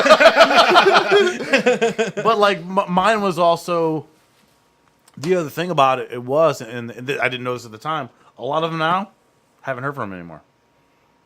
Yeah. Yeah. It's like I'm gonna do a good thing today. Yeah, exactly. Send, great person. Yeah. I And checked on my it's- depressed buddy. Yeah. But yeah. So I saved a life. I'm like that therapist. And I didn't Call even back. need the worksheet. Oh God. But yeah, that's the only reason why I think some people overdid it. I prefer people underdid it, but like I mentioned, there was really I can name the people. There were 3 people: Patrick, Carissa, and then my one buddy Keith. They kind of just knew what to do, and those are the people I like talking to the most about it. Yeah. It's yeah. I was just thinking about you, and just let it go. Yeah. If they reply, they're feeling maybe a little bit of an uptick, right? If they don't reply, Don't immediately follow up if they don't yes, reply. Yeah. exactly. Hey, haven't heard back in 3 or 4 minutes. Yeah. So Yeah. you know what? I'm coming over. Yeah. It's I don't know, because it's not that I thought that it was charity. It's not that I thought, I don't know, just something about it. I was just like, I know why. Yeah. I mean, we haven't talked in a year, 2 years, whatever it might be. Nice of you to kind of do this, and again, But see, this what- is never coming from a bad place. Yeah. But still, it's just not understanding the way that the person on the other end is going to receive that, because again, you haven't actually experienced it. Yeah. So, support tip number 3, I fucking love this one. Validate their experiences. One of the best things you could do for anyone is to listen to them. You may not be able to relate to their experiences, especially if you've never gone through depression, but that's okay. Simply telling somebody that you believe them is a great way of showing support. One of the hardest things for me to do, and my sister doesn't listen to the podcast, I don't think, but my sister is not a believer in mental health issues. What? I'm being serious. She does. She is a firm believer in. Well, just go do all the shit you love to do. Just go do it. You'll be fine. So one of the worst moments of my entire life is when I confided in my sister that I had attempted suicide, And her reaction was like, well, just go do the shit you like to do. Oof. But Currently, again, what I like to do is attempt suicide. but like again, It's the fucking strike one, It is sister. the bee's knees. it's the Now I'm bee's gonna try to knees. figure out if I literally can kill just myself said- with bee's knees. If that I shit just tried to works, kill I'm myself. doing it. I just tried to kill myself. Why don't you go play skee ball? You love skee ball. Again, what we're talking about is like advice to people that don't know how to deal with this kind Yeah. of thing. And what we're saying is, if you're listening to this and you And you know what? She panicked. She heard something that just blew her away. She's like, I have to. I can't not. I have to say something. I have to say Yeah. something. And they're just like, just do something you love doing. Whatever. Like, cool. Yeah, you're right. I used to really love skydiving. I'm gonna try it without a parachute. And this actually is a really good point, and maybe this is on the list. I don't know, but recognize that you're not qualified. Oh Christ. Like a better response than probably almost anything you're thinking would be, let's figure out what we need to do to get you help. yeah. To me, the worst thing that people said to me, like, hey man, I've been through it too. And then they would say something like, you just guarantee that you have not, you Yep. don't know what you're talking about. Yep. You had a bad day one day and you think that's what's going on. Yeah. Yeah. You got a parking ticket and fucking, we're like, Yeah. oh God, depression. So many people think that depressed means sad, and it does not. Yeah. But I Right. mean, again, that's not a, it's just someone they want to help so Yeah, bad. yeah. And they want to be like, And been there. You if know? you've never been through depression, it would make sense to think that that's what it was. Yeah. Yeah. Oh, Yeah. 100% agree with that. Yeah. And actually, one of the things that he and I had talked about was I now know if somebody tells me they're depressed, I know what to say and what not to say. Like, Because you wouldn't otherwise. Yeah. Yeah. but oh god damn, that was one of the worst things for me. Not because it wasn't anything. Again, that I never really took anyone like to task for it, saying like, "How dare you?" Yeah. but it just because it's never malicious. No, never. It's- yeah. Never was. Everybody, just like you just said with your sister, or anyone that I've ever dealt with, or you've ever dealt with, your fiance, my wife, your family, friends, it doesn't matter who it is. They all want to help. Yeah. It's coming from a good course, place. Yeah. Yeah. And they just, that they don't know. But we also got to keep in mind, and we just kind of used the interaction with his sisters as an example. Yeah. Don't correct me. I didn't correct you. I just helped you. Well, it was a tough word to come up with.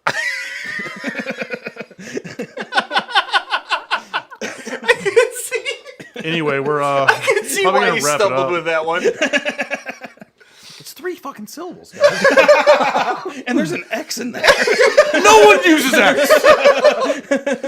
But fuck, I don't know what we're talking about. I'm sorry. No, but I mean, it was they want. You can't not say something there. Yeah. You're in a scenario where something like this comes up, and you're Yeah. like, "What am I gonna be like?" Can't just shrug and walk away. Yeah. Oh, I have to take this. I think I'll take a fucking phone call. We're on in a lot of ways. It's kind of like we're putting them in a really bad Actually, spot. Yeah. Yeah. You don't know what. Yeah. You can't just be like, oh fuck, Dude, you just opened my mind to something like, well, I'm a with- trendsetter. well, no, you're not. But God damn it! Examples are hard work. so I've never selfish of me, but I've never thought about it trying to explain to somebody like dropping a fucking sledgehammer on them like I'm depressed. They don't know how to consume that. And by the way, frankly, you don't even know how to express that to somebody. Yeah, yeah. You don't know, like the simple word of depression is insignificant when it comes to what's actually happening in your fucking head and in your fucking heart. Yeah. Mhm. It's gone. Yeah. It's a simple word, and it doesn't get the point across. Yeah. Right? Yeah. I'm glad you said that, Joe, because I think that's a good point. But yeah, in that scenario, you have to say something. If someone comes up to you and says, "I'm addicted," It's to never gonna drugs," be enough. If someone comes up to you and says, "This is happening" or "That's happening," I mean, you like you said, you can't just shrug and be like, "Sucks to be you." Yeah, you yeah. have to say something. Yeah. So, but when you're going through that, you're not like we can think about that rationally now. Like, wow, fuck, I really kind of dropped a bomb on someone and kind of put them Yeah. in, and then I didn't like what they said. Well, I mean, You know, and it's that's I'll take it even one step further. Please don't. Just stop right here. Can I just give you one example? No. Give me your example. You can try. Joe's not going to get it. Better be a fact. To be honest, we're the assholes. Oh, yeah. Like that. Like yeah. not only is dropping that bomb putting them in a tough position. We get mad We when they cut don't. off contact. We act weird and Yep. off-putting. Like And we get mad when they don't respond the perfect way we Yes, want them to yeah, respond. Yeah. Yeah. But that's the mentality that you're putting. I- You're putting them until you're like, God damn it! Why didn't you say exactly what I wanted you to say without knowing what to say? right. Yeah. You son of a bitch! Yep. But that's why no we're- contact. Yeah. That's why we're doing what this it is. podcast, Yeah. right? We're And that's- educating America. That's exactly why I think it's so important for people that are comfortable being open about it to be open about it. totally agree. yeah. Agreed. And that is Educate. not a judgment on anyone that's not comfortable being open about it. I know what you mean. Yeah. You said it earlier. It takes fucking balls to be like, I'm going to put my... At the end of the day... That's we sexist warp- toward women. Patrick froze. He doesn't know what to do. No. I dropped a bomb on him. You better respond perfectly. I won. I was hoping for a super long, awkward silence, and I got it, and then you fucked it up. All right. I was so hoping Carissa would storm out and agree with me. Sexist pig. I was hoping Chris would just stomp her way out. Just like Roscoe does up and down the stairs. Look at his fucking nails. Support tip number 4. Be sensitive with what you talk about. Sometimes certain subjects are difficult for people with depression to handle, especially if their depression stems from a traumatic event. In this case, try to be considerate with what you talk about with them. If you're unsure what might be a touchy subject, let them lead the conversation. If you feel comfortable enough with that person, you can always ask them if it's okay to talk about. I want to amend that to don't. If you do mention something that's touchy and you get an indication that they don't want to talk about it or That it is touchy. it's a nerve, don't spend 10 minutes Don't overly apologizing apologize. for talking Yes. about it. Don't Yep. overly Just apologize. move on. Yep. You're actually when you overly apologize, you're highlighting it even more. Yes. And then you're making it more uncomfortable, and then you're like, well, just add you to the list of people I'm not going to talk to. Yeah, that exactly. sucks. But again, that's just the way that you think. Yeah. You think like, oh God, remember that time you fucking said that one thing and then apologized for 10 minutes? Yeah. But and right now I'd be like, dude, man, hey, don't worry about it. It's cool. But Fucking then, move on. then I'm just like, all right, this conversation needs to end. I need to get to my car, and you and I are not talking again. Yeah. Like it's a very, again, like the theme of it, and again for people who haven't been through it, the way of thinking doesn't make sense. It doesn't. It's not going to make sense. If someone says that they did this because of this, and you're like, why would you do that? Like, you don't understand why. Yeah. You don't understand why I stopped. The why talking is to a people. completely irrelevant question. Yes. Why? Fuck no. Yes. No, it doesn't make it. Even now, when I look back, I'm like, God damn it, why did I do that? But at the time, I'm like, I should 100% do this. This makes complete sense. Anyone who, disagrees is wrong. I know what I'm doing. I know what I got to do. Yeah. Yeah. Again, we talked about it. You go into survival mode, literally. Yeah. It's funny when I read this, I instantly go to.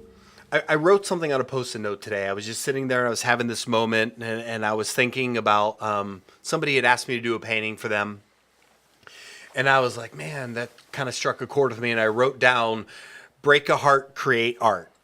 Right. So a lot of art that you experience, that songs that you listen to, right? Things that you see, poems you hear, are all from people who had. A lot of it's from people who dealt with fucking depression, and it Even shit that you would not think stems from. Exactly. My go-to example is "Hey Ya" by Outkast. Oh yeah. The happiest sounding song in the world that is so fucking sad. Yeah. Yeah. So you Or go the through Third Eye Blind thing that we've talked about. Yeah, yeah. It's that entire album. Their entire debut album is coming down off meth. Yeah. But when you listen to it, you're like, Semi-Charmed Life? Yeah. It's going to be my wedding song. You don't fucking know any better. But that's real. Yeah. Support tip number 5: stay in touch and check in regularly. And basically, it's not saying check in every single solitary day and hound the goddamn person into fucking oblivion. Yeah. It's saying just let them know you care. Yeah. And it goes back to the earlier point, just like, hey man, let me know. Yeah. No, I agree. Like me, like if I'd known that a friend of mine was, I wouldn't check in really. I'd be like, hey man, heading over here, you want to grab a bite? No, cool man. All right man, maybe next time. Yeah. Yep. Like Yeah. Exactly. I would try to keep it as normal as possible. For any other reason other than you don't need a daily text reminder that things are shit. Yeah. You know, I expect to get that from certain people. I don't need it from everybody. Yeah. For my opinion. Anything? I agree. All right. Oh, so it's fact. Resolution passed. I have Trump Great sign it. example. Oh, Joe. Support tip number 6: make sure they're getting enough sleep. Insomnia is often a symptom of depression, and lack of sleep can trigger depression. Talk about a vicious fucking cycle. Jesus I Christ, I dude. added the word fucking. I assumed. Yeah. I know you have a lot to say about this, and I'm going to let you, but I can't sleep enough when I'm depressed. I was about to say it's irregular sleep. One extreme or the other. It's that kind of makes it sound like insomnia is the rule of everyone with depression. I think Right. sleep problems is a rule. Mm-hmm. I go back and forth. Sometimes I can't sleep enough. Sometimes I'm just walking around like a zombie because no matter what, I cannot go to sleep. I sleep as much as I possibly fucking can so that my brain isn't active. To be clear, I want to sleep. right? Yeah. I just sometimes can't. Well, I had the no sleep was a big byproduct of mine. Actually, and I can even tie it into kind of like alcohol abuse.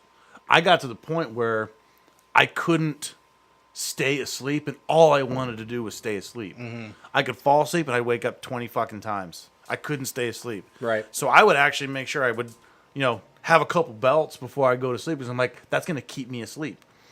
And actually, I don't think we've even talked about. I know we've joked around about medication. I didn't take medication. I never did, because I was just of the mind of, I don't want to take Lexapro. I don't Yeah. want to. You don't want to be fake happy. You said it. I didn't want to be fake happy, which again, looking back, was fucking stupid. It was really, really stupid. Yeah. Because I was having trouble coping a lot, but I just didn't want to do it. I'm like steadfast in this role. Yeah. And then it was yeah. Take that, medical community. Right. I'm taking a stance. But I was medicating myself. I was medicating myself to stay asleep. That's actually a really good point that you bring up, because I think it's pretty common for people to say, I don't want to be fake happy. I don't want to go on the meds. I don't want to be a zombie, whatever. I feel like it's unique, and it was just me. No, I think you're right. I think it very much. People rationalize, and that's how I did. I was like, well, I don't want to take that because, I want to get better. How will I know if I'm better? That's Yeah. actually what I said. So Yeah. finish your thought. Well, and this is not to say that medication is for everybody, because it's not. Right. Everyone's treatment is different, but I would caution people against going into it thinking that the medication is going to make you fake happy, or to go into a bit of a science lesson. Mm-hmm. I've done a lot of fucking Googling on this over the years. Most antidepressants are selective serotonin reuptake inhibitors, which essentially, it's not like Nothing. He struggles through that word. We're cool. He just fucking flew through selective it. serotonin reuptake inhibitor is way more difficult than example. And by the way, I nailed it the second time. No, that's fine. I'm just depressed now. He barely slipped up the first time, and Joe's like, Dude. Idiot. But they're not like if you smoke weed or you drink and your brain is flooded with all of these artificial happy chemicals. All it does is change your brain chemistry so that it can receive and create those Yeah. happy chemicals. So when you go on Zoloft or Lexapro or whatever, it's not something that you can take recreationally. It won't do anything for you. It just changes it so that chemical imbalance in your brain gets fixed. And then you have to do things in life that will give you the happiness. 100%. Yeah.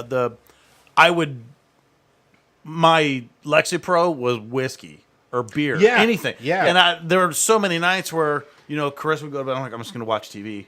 And I would just sit downstairs and I'm like, I'm just going to make sure that there's no fucking chance I'm waking up. Because I don't want to wake up. Yeah. I want to sleep. I don't want to be awake. And, but I look, and like, if for whatever reason, fingers crossed that this happens again, the first thing I'm going to do, because it's just that it's not fake happy. It levels you off to help you deal with the shit that you're going to have to deal with. Yep. And that's something that no one could convince me of. Yeah. No one could convince me that that's what it was. Support tip number 7, give as continuous support as you can. Now, let me read this out. Let me read this. Because when you hear that, you're like, it's going to be too much. But let me. Depression can make people feel like they're pushing their loved ones away or that they've been abandoned. That means that being a constant for them makes a world of difference. It also means that your role in their life may change as they learn and deal with their depression. So be flexible. That is the key to that whole fucking thing.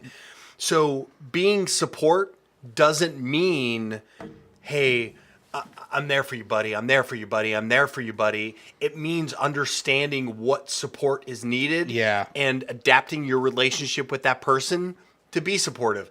And you're right, Dan.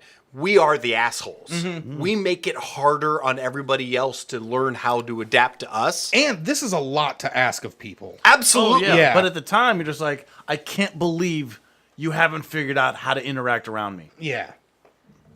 Yeah. Support tip number 8, learn about depression. And I think that might be the most important point on this list. Absolutely. Understand like these 10 rules. Unless number 9 is dole out blowjobs. I think the thing you can about do both at the same time. Everyone's got a smartphone. I just put it on vibrate constantly and in my front pocket. So dating is going well. Yeah. I keep telling everybody to text me constantly. Don't call, text. Right. It's weird. I've created this vibrate. Patrick never picks up. The thing about this to me is that, God damn you motherfuckers, because I can't remember. The thing about depression. I don't see how that's our fault. You were talking, stopped, and then started up again. I know. I think the thing about depression is everybody thinks they know what it is. Mm-hmm. And they react to what they think they know what it is. And I think it was you that made the point earlier, Joe, where you said, oh, I had a bad day, I'm depressed. That's not depression. No. You had a bad fucking day, and it sucks. But depression is a real goddamn fucking thing. And a lot of people either think it doesn't exist or that it's this just kind of like nebulous thing. Or that it's just someone who's overreacting to their bad day. Yes. Yeah. We were talking about the way that people react.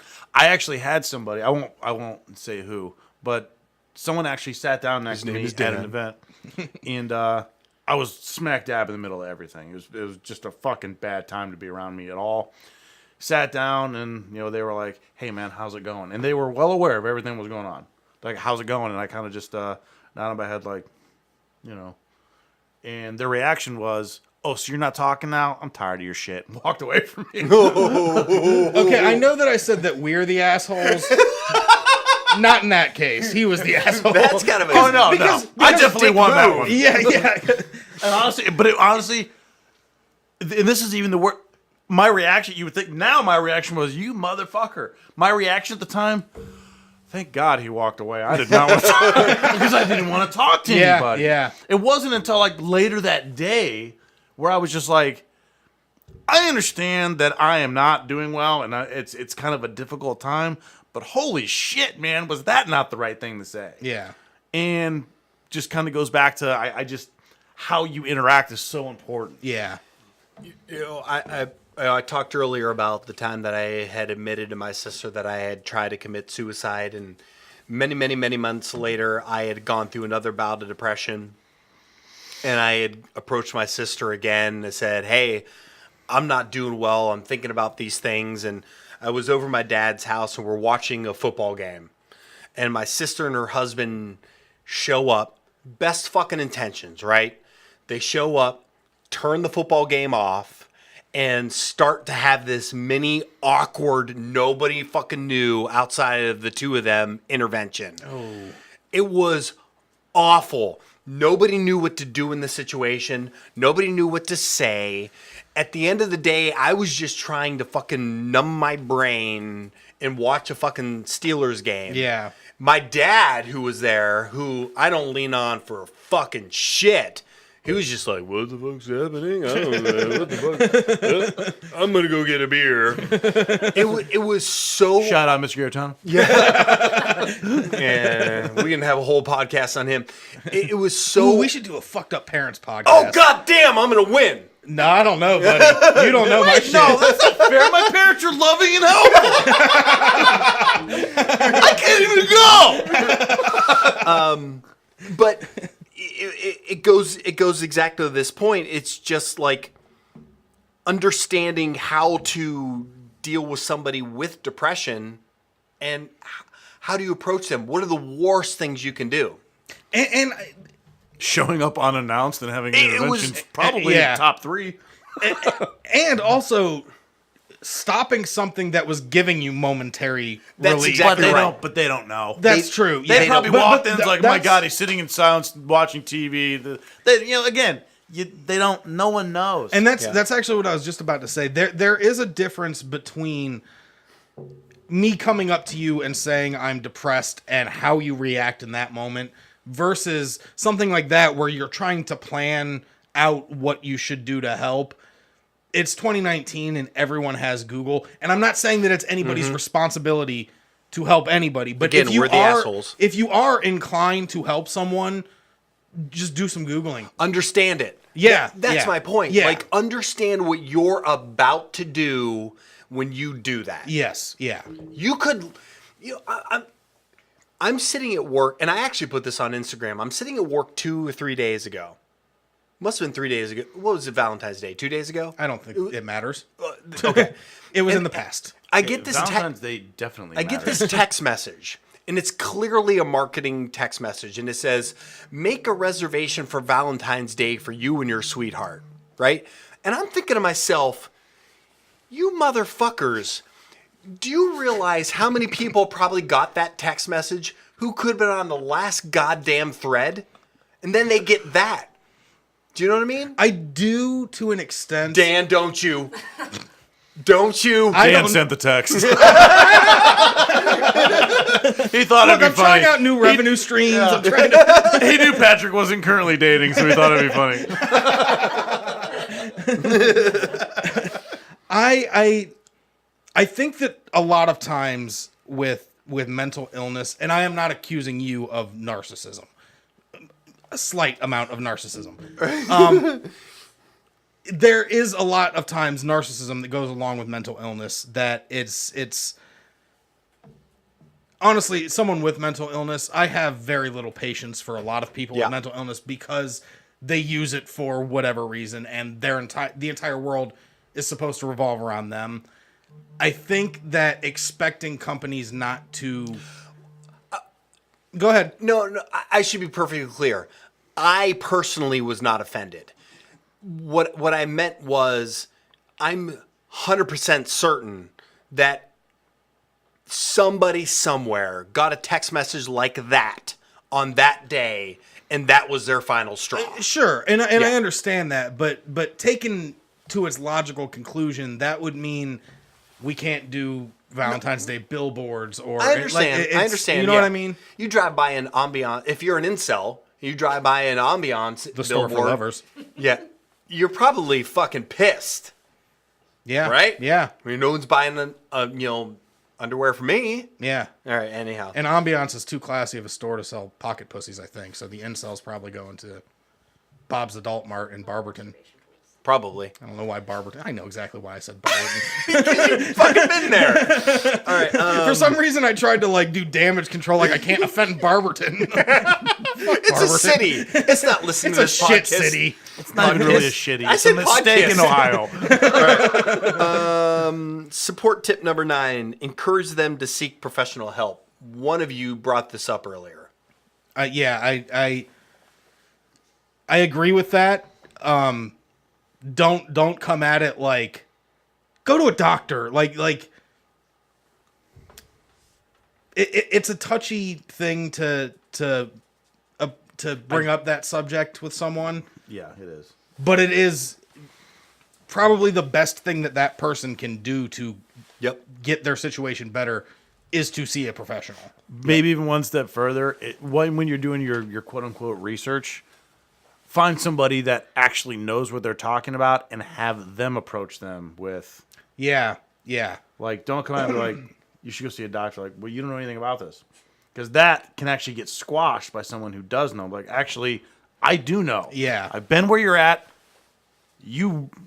This will help you. Yeah. I promise you. But you sitting around hoping it's just going to get better ain't going to help. Yeah. So, And again, and you may not know, I know that's perfect world. You may not know someone like that. Yeah. So you may not have that luxury, but if you can, I think that'd be a good way to go. yeah. And again, we all know that this is asking a lot out of everybody, but if you are in a position where you can offer to give them a ride to the doctor or help track down phone numbers, because remember, you're dealing with people that it's a struggle for them to get out of bed. Right.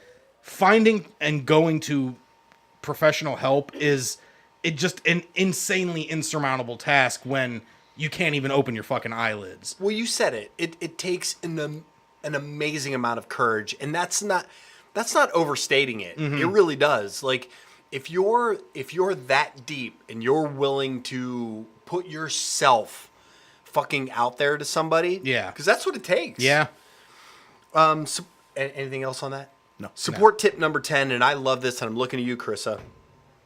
As the saying goes, you can't pour from an empty cup. If you're not feeling your best, you can't really help someone else. So take time to make sure you're okay. And I think that's an understated thing if you're somebody who's legitimately supporting somebody that suffers with depression. I agree with that 100%. Put on your oxygen mask before helping someone else put on theirs. That's exactly right. It's the first thing they tell you. Because otherwise you're both, and I'm going to mix the fuck out of my metaphors, otherwise you're both going to drown. Yep. Right. No, it's In an airplane, yeah. It works, don't worry. It's 100% accurate because the other thing, like when you're in that place, you don't realize the strain you're putting on your Yeah. significant other if you have one. Yeah. Like you're putting, I mean, every single goddamn day is like walking on eggshells, tiptoeing, trying to make things okay, and you don't know how to. Yeah. Guessing what to say. Exactly. When to say it. That's how a- to say it. I can't imagine the pressure that we put on other people just to keep us alive. Yeah. Yeah. I don't know. I agree. It's such a massive undertaking. And it's also, especially if you're a significant other, spouse, you are the person that is supposed to do that. Yeah. It's you not only are you supposed to, you want to do that, and you still don't know what to do. Right. And obviously, we ain't fucking helping you. Yeah. Right. Yeah. We're not giving you clues. Yeah. We're not making like, oh, you know, it'd be cool if you did. We're just like, I'm gonna sit in the corner in silence. Don't fuck this up. Right. Like, I mean, Yeah. we are not helping. Yeah, at and I can all. only imagine the pain because I've always been the one in the relationship that's depressed and suicidal and all that shit. I can only imagine the pain that it is seeing someone that you love more than anything else and knowing they're thinking about ending their life and there's nothing I can do about it. I Like, don't. it's- Yeah, that's a very good point. You're watching somebody that you've chosen to spend your life with slowly fade away every day, and you have no idea how to bring them back. Yeah. But you're trying your damnedest to do it. I Yeah. mean, that is a task that I don't wish upon anyone, and it's incredibly hard. It's I can't imagine what that was like. I mean, fuck what I was going through. Yeah. I mean, you can make the argument the other side of that, like watching all that unfold is way fucking worse. Yeah. Yeah. I mean, just think about, like, from your parents' perspective. You're their child. They're watching their child fade into oblivion. That's not supposed to happen. Yeah. That's yeah. not supposed to happen. You know, the kicker of mine is that I do believe this because of the way that my dad was. I probably would have gotten help sooner because my dad was super. My dad would have just sat down and like, gotta get fucking help. That's it. the irony of it, isn't it? It is. In your situation. It is because he was kind of the his passing was kind of the trigger that kind of quote unquote or questionably or arguably started everything. Mm-hmm. If he was around, I think I would have got help a lot sooner.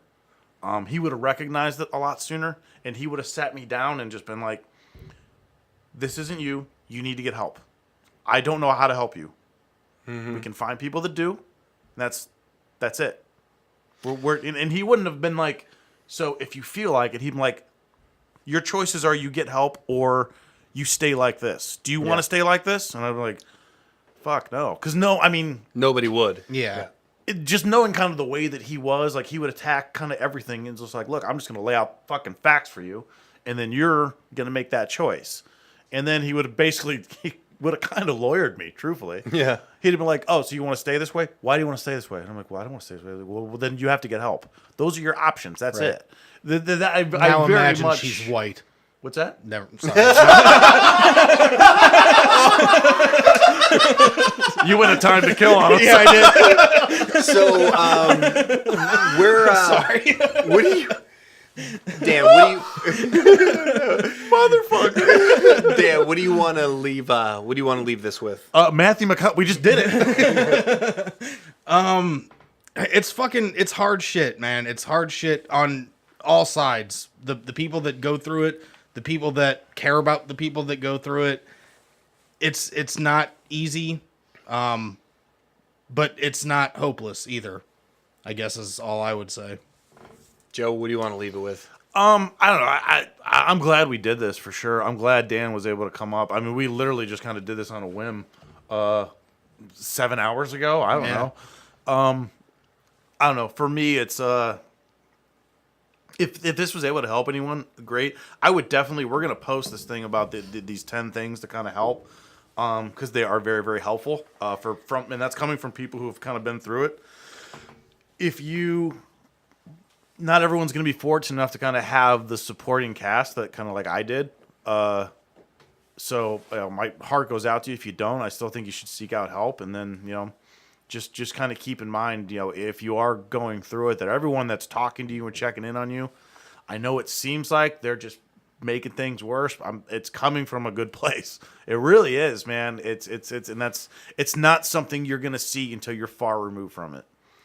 Also, example's a super hard word to say and remember. Something you said, it sounds like we were all fortunate enough that we had somebody in our life to kind of help us through this. Not everybody has that. And to anybody out there that might be listening to this that doesn't have somebody, you can do this on your own. Yeah. It's gonna be harder, but you can. And look, I'm just some asshole that makes jokes on a podcast sometimes. But Sometimes. Strangers that don't know me, if you're going through some shit, email me. I don't give a fuck if you're a stranger. Yeah, DM us. Won't care. Reach out. What's your email address? flirtingwithwallchains@hotmail.com. I will create that by the time that this is. You better fucking hope it's available. Yeah. No, I very much. I mean, everyone, if you have someone, it really is. It's so unbelievably helpful, and it's gonna be really frustrating. For me, I had one person in particular that was just fucking incredible. That sat through this with me the entire time, all the time, day in, day out. And that was Nick from my fantasy football league. Just kidding. That was my wife, Carissa. That's amazing. She sat through some shit for a year solid. That's not to say that it's gotten better and I'm a fucking treat right now. But yeah, I mean, I had that. And that's something that, like Dan said, not everyone has that. You know, not everyone's married or has a fantasy football league like I did with, with my good friend Nick. But yeah, like Dan said, even if you don't have that, you can still, there's still ways out of it. You just gotta, it sucks to say, and it's even harder to do. You kind of have to see it. And it's when you're in that state, you don't really see anything clearly, and you almost don't even want to see it. Yeah. But, you know, there's definitely a way out. And I'm sorry that I keep butting back in. One piece of advice that helped me through a lot of my anxiety and suicidal thoughts and depression and even just other shit in life is when things seem really overwhelming, just focus on the next thing that you have to do. Don't think about it as I need to get my depression cured, which involves all this shit. Just think, what's the one okay, I need to find a phone number. That's it. That's all you have to do. Yeah. And once you do that, then you'll have something else, but don't fucking think about that until after you do that one thing. Anything else? No, I'm fucking really glad we did this. Yeah, I am too. This actually turned, when we were talking about doing this for the last couple of months, I wanted to really bad. I didn't know how to do it. I actually think adding Dan into this, even though he kind of invited himself. I totally did. No, he didn't. But I make everything better. No, honestly, but I mean, I think 3 people, same experience, different perspective, different times of their life, I think was the perfect way for us to do it. Because I really didn't know how to do it. I really didn't. Well, that's probably why it took us so long to finally do it. We wanted to, and we just couldn't pull the trigger. And I think today he was like, let's just fucking do it. And we just happened to be talking to you. It actually really, really worked out. Just like the last one we did, it's already, I haven't even listened back. It's already my favorite one. Just because it's the most important one.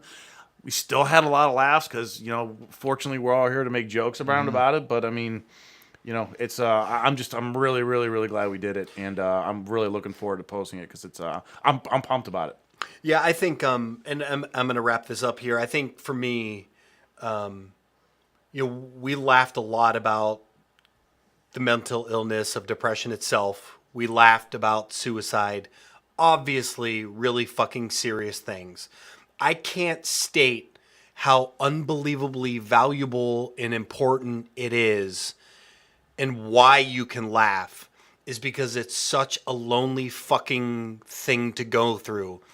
And when you can connect with other human beings and have that sincere, genuine understanding and connection of, I'm not fucking alone. It feels good to laugh about it. It feels fucking good to laugh about, yeah, I legitimately have Googled ways to commit suicide. Yeah. But you know what? It's not just me. And when I was punching that shit on the computer, I felt like it was just me. Yeah. So, yeah, I can sit here the and isolation's it's the impossible worst to describe. It really is. And I think that, I could be wrong, I think the slogan for the National Alliance for Mental Illness is, "You are not alone." And I think it was just do it. No, Nike, my bad. That's Nike. And actually, looking back, that would have been a bad slogan.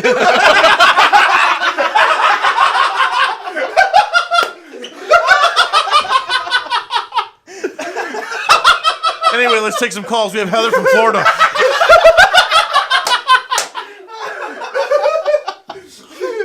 Now, shit.